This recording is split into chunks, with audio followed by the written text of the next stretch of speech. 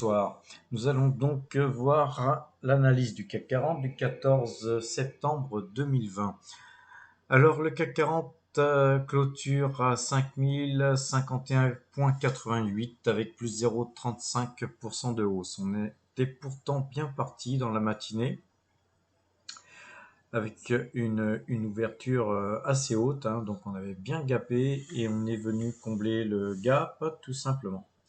Alors cette bougie n'est pas si mauvaise que ça, bien qu'elle soit bien rouge. Et on voit bien qu'il y a une force relative à la hausse. Cependant, on reste toujours dans ce triangle que je n'ai pas dessiné jusqu'au bout, mais on voit bien que les deux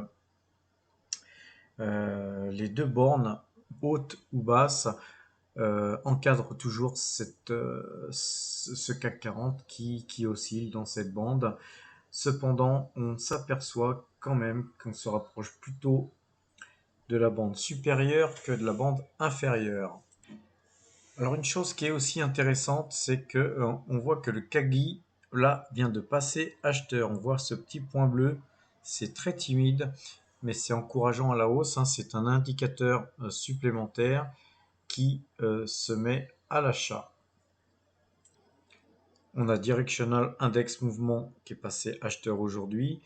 Le parabolique SAR reste acheteur, donc on a beaucoup plus de paramètres acheteurs que vendeurs. Ceci dit, les volumes concernant la bougie d'aujourd'hui sont extrêmement faibles, donc on ne peut pas non plus avoir un impact très important sur tous ces indicateurs à cause du volume. Ceci dit, moi je serais plus acheteur que vendeur aujourd'hui,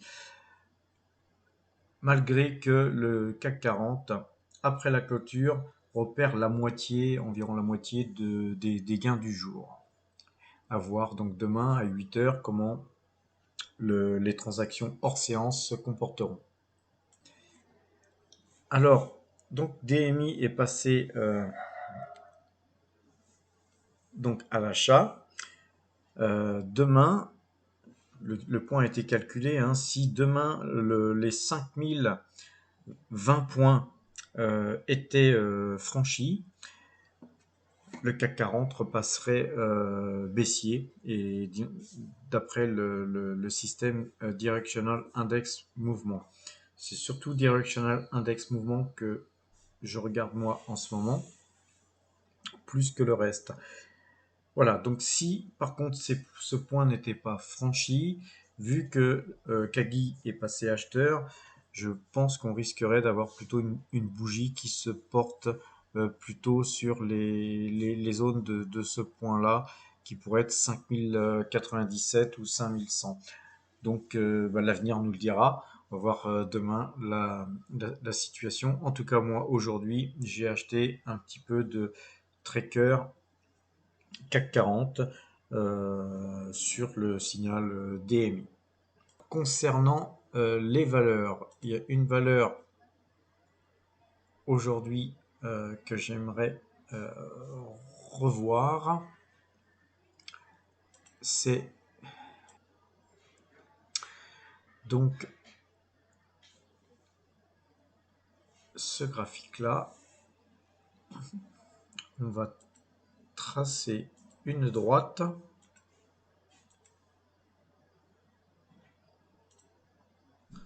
Sur tous les plus hauts qu'il y avait ici.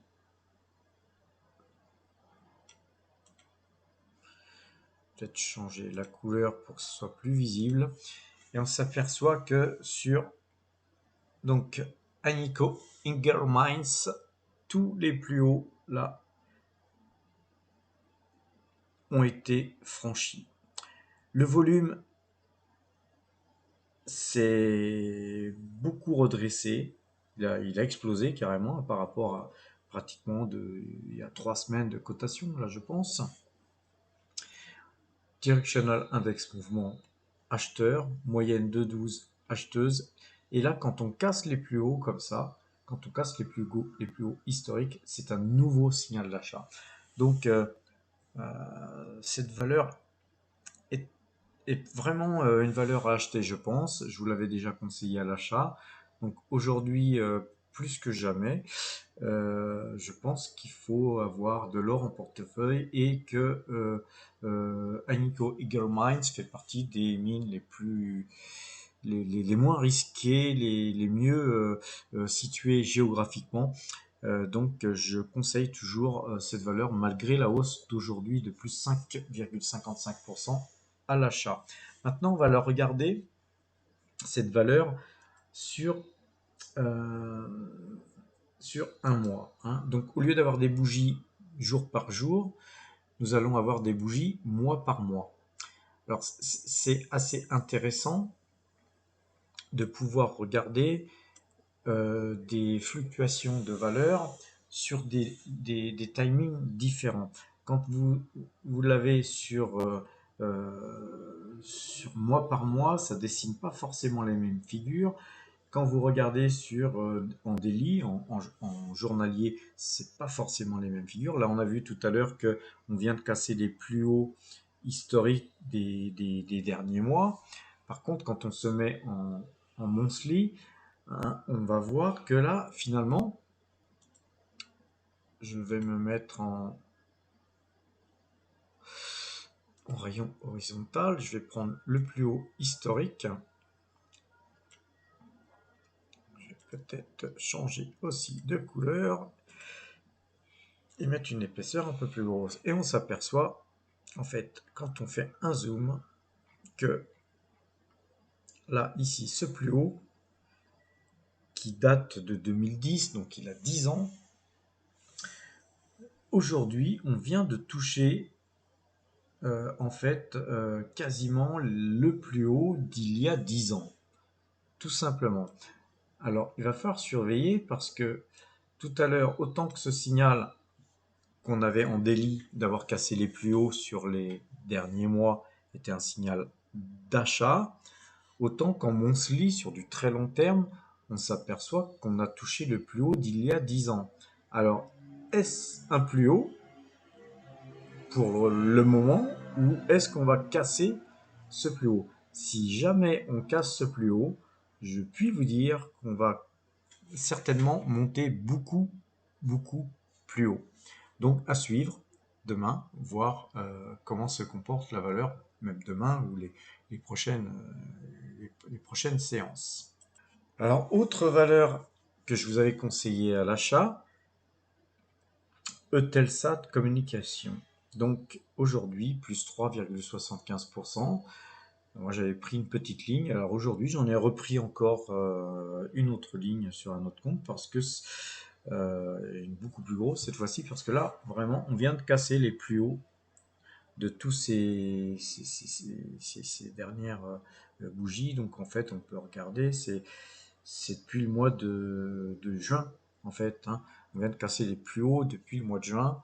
Et là, on avait un petit peu végété sur ce signal d'achat que je vous avais conseillé à l'achat. Et je vous ai dit, attention, là quand même, ça n'a pas l'air de vraiment vouloir booster. Et si, aujourd'hui, on a cassé les plus hauts. Donc je pense que Telsat va continuer à monter encore ces prochaines séances.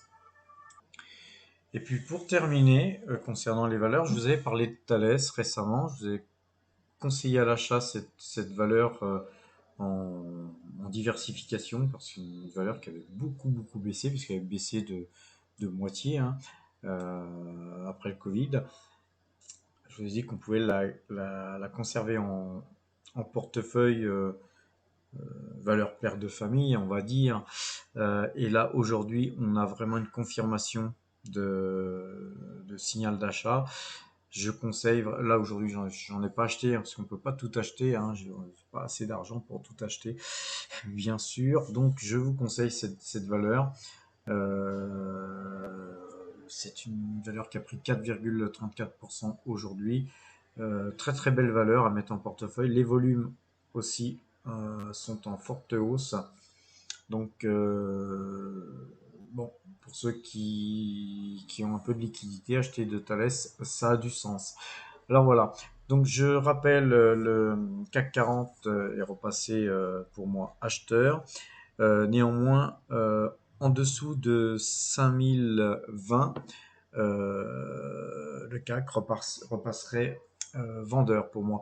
Et donc, évidemment, le CAC n'arrête pas de faire des siennes, hein, avec des petites hausses, des petites baisses, un gap par-ci, un gap par-là. On reste dans le triangle. Tant qu'on reste dans le triangle, il y a pas le feu au lac. On peut conserver sa pose acheteuse, vendeuse. Néanmoins, aujourd'hui, là, on tire plutôt vers des positions acheteuses.